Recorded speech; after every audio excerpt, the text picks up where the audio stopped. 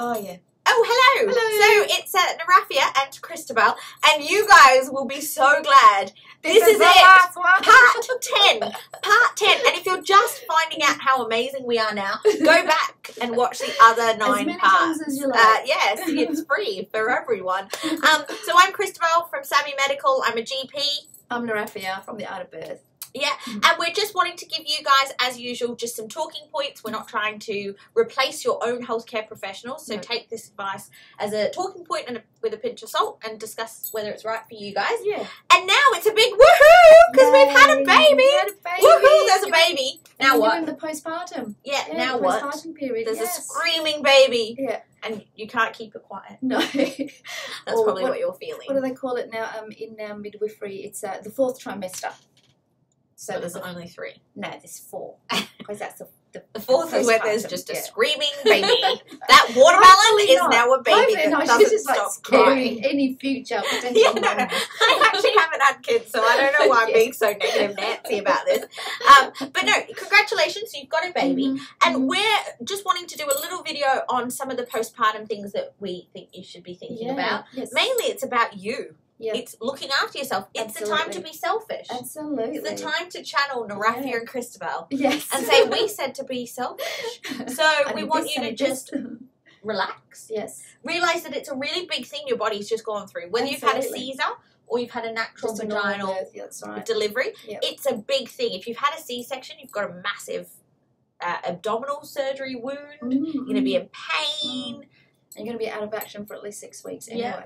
But even like with the normal vaginal birth, it's going to take your body like a good year to recover. Yeah, you know? yeah. So. And so it's just simple things, but it's the simplest things that no one really talks about, which is, you know, eating well. Drinking lots of water, resting. So even though, you know, I know some mums, you know, sort of feel the pressure, and particularly if you've got other kids running around, to kind of get back into it, you know, but just take your time. Take your time. And you really do have to eat and drink well, especially if you're breastfeeding. So we'll talk a little bit about that later. But if you are breastfeeding, you are going to need extra nutrients to be your body's going to be hungry anyway. Like a lot of women just say, to be hungry. That's my diet plan. My body's just hungry today. Hungry and thirsty. So that's the main thing. And also, I'm a big fan of telling women, so you actually get back into the routine a little bit. Not pushing yourself, but just going out for a little walk, just a breath of fresh air. A little bit of fresh air every day, I think, will really help with the mindset, bonding with babies, you don't get cabin fever as well. So sometimes it can be a little bit daunting to go out for mums because they're, you know, a little bit, sometimes that security blanket of that home. And if they're going out, you know, I've had a few mums say, oh, you know, I was kind of nervous to kind of get everything in the car and go out. But even just in the pram, and for a little walk. Brilliant. And I think that, you know, that whole thing about like when you go out initially and it's a bit daunting with babies, a lot of like Asian cultures, they practice the 40-day confinement. So which basically they can't go anywhere. But that's against what we're telling them to do. But what I'm saying is like the benefit of that is initially in the first couple of weeks or so, you know, you're establishing the breastfeeding, you're kind of recovering, you know, getting your energy levels up or whatever, and just taking things easy, and then you then start to kind of venture out. So rather than feeling like you need to go straight out, but just be aware, because if you know that you're bleeding, you've got a cesarean wound, you're not going to be But sort of mobile. 40 days is a long time, Narafia. Jeez. I know it is. I mean, no, but then actually, this is a very good point. See, this discussion we're having, this highlights a very important point, Narafia, which is that there is no right or wrong answer in all of this. So all of you who are on your mums groups, who are reading those mums books, or, you know, dad books, or whatever books they are, or you're hearing from who and so and so and so and so about what you are supposed to do. There's no right or wrong answer. It's what your body wants to do. So if your body wants to be like Narafia and just chill for 40 days, just chill, man. That's right. And if you kind of think, do you know what, I want to go for a walk, don't listen to Narafia, the mother-in-law from hell here, going, oh no, in Asian culture you stay at home for 40 whole days. Because that's a very important point. There's a lot of opinions. It's very, very culture dependent. So even things like what to feed the baby, when to feed, weaning and all of that, it really depends on who you talk to and where they're from. in all honesty, and which country you live in at that particular time. Because I've travelled extensively, and so in different countries, what's the norm is going to be different from Australia. Absolutely, yeah, absolutely. But that's to highlight the point of your body will tell you what you want to do. Yes. And don't get too caught up in different opinions. No, just listen to your body. Yeah. And, you know, you're going to be, like, your whole time is going to be consumed by this baby anyway. Yeah. So. And babies are fairly easy. Babies and even children, until they start talking back to you, are pretty easy in that if they are putting on weight nicely, if they're feeding, if they're weeing nappies, if they're pooing, and they're not crying incessantly, they're pretty happy, healthy babies. Yeah. So babies, if they're not happy and healthy, those are some of the signs that will start to go off. So, you know, those are they're pretty simple in that if you've got a baby that's thriving, you are probably doing very, very well, mum. And don't be hesitant or scared about asking for help. So if you've got breastfeeding issues, and particularly in the first few days, like, get support from like a lactation consultant, or there's lots of mums groups where it's like, you know, other mums helping. Yeah, so like if you're in WA, there's Nagala, which are brilliant for some breastfeeding advice. I've had a few mums use them. The one thing I will say, and this is my pet peeve as a GP / doctor person, is sometimes mums have been to health centres or have got opinions from other people that, you know, they're breastfeeding the baby, or baby's not putting enough weight on, you're starving the baby. So they make a decision about formula feeding, whether that's exclusive or top up, before actually coming in and speaking to a doctor or a midwife. And sometimes there wasn't really an issue to begin with, and we could have kept the baby breastfeeding. So don't make rash decisions, because, you know, if a baby loses 1 week, it's not a big deal.